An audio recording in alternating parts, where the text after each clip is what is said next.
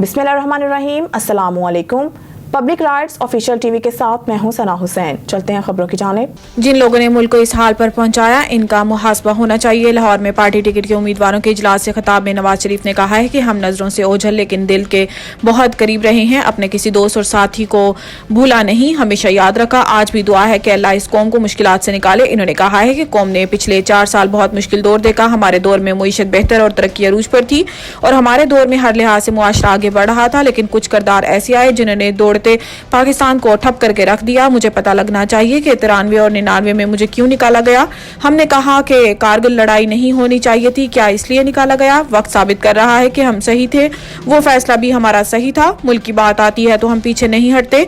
हमने एटमी धमाके किए और पाकिस्तान मजबूत हो गया। आज किसी की जरूरत नहीं कि पाकिस्तान पर चढ़ दौड़े या मैली आंख से देखे। हमने मुआशी, दफा और खारजा हर फ्रंट पर कारकर्दगी दिखाई।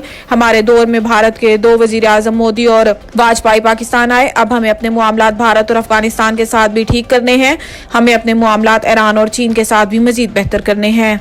अस्करी टावर जलाओ घिराव केस में असद उमर की जमानत खारिज। लाहौर के इंसदाद दहशतगर्दी की अदालत के जज उभर गुल ने असद उमर के खिलाफ अस्करी टावर जलाओ घिराव के मुकदमे में असद उमर की हाजिरी मुआफी की दरखास्त पर फैसला सुनाया और दरखास्त मुस्तरद कर दी। अदालत ने अदम पैरवी की बुनियाद पर PTI के साबिक जनरल सेक्रेटरी की जमानत खारिज कर दी। वाज़ेह है कि थाना गुलबर्ग पुलिस ने असद उमर के खिलाफ अस्करी टावर जलाओ घिराव का मुकदमा दर्ज कर रखा है।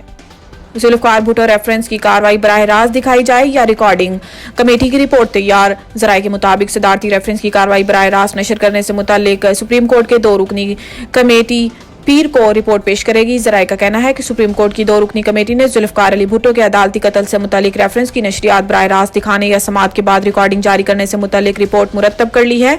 जराये का बताना है कि जस्टिस अतहर मिनुल्लाह और जस्टिस मोहम्मद अली मजहर पर मुश्तमिल कमेटी सफारिशात फुल कोर्ट के सामने रखेगी। साबिक वजीर आजम जुल्फकार अली भुट्टो के अदालती कत्ल से मुताल्लिक सदारती रेफरेंस पर समाअत मंगल 12 दिसंबर को होगी।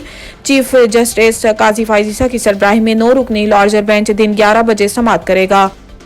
इमरान खान ने तौहीन इलेक्शन कमीशन की कार्रवाई और जेल ट्रायल को चैलेंज कर दिया। इमरान खान की जानिब से दरखास्त सलमान अकरम राजा और बैरिस्टर समीर खोसा की वसातत से दायर की गई है। दरखास्त में विफाकी हुकूमत, इलेक्शन कमीशन और अडियाला जेल के सुपरिटेंडेंट को फरीक बनाते हुए कहा गया है कि इलेक्शन कमीशन ने गैर कानूनी तौर पर तौहीन कमीशन की कार्रवाई शुरू की है। इलेक्शन कमीशन के पास तौहीन कमीशन की कार्रवाई का इख्तियार नहीं है।